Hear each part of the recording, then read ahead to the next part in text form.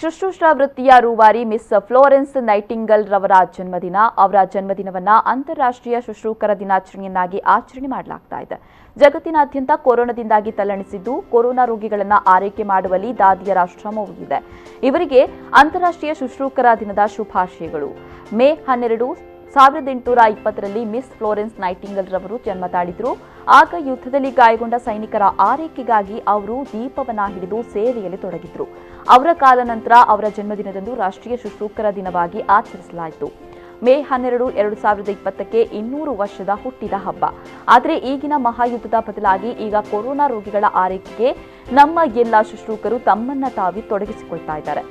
Wenlock Covid ಆಸ್ಪತ್ರೆಯಲ್ಲಿನ ಶುಶ್ರೂಷಕರು ತಮ್ಮ ಜೀವದ ಹಂಗು ತೊರೆದು ಸಂಸಾರ ಮಕ್ಕಳನ್ನ ಗಮನಿಸದೆ 24 ಗಂಟೆಯೂ ಕೊರೋನಾ ಆರೈಕೆಯಲ್ಲಿ ತಮ್ಮನ್ನು ತಾವು ತೊಡಗಿಸಿಕೊಳ್ತಾ ಇದ್ದಾರೆ.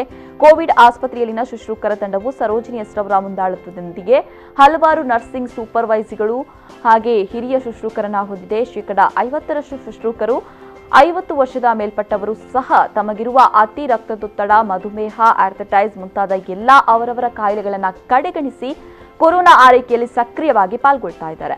ಇವರ ಈ ಸೇವೆ ನಿಜಕ್ಕೂ ಅಭಿನಂದನೀಯ.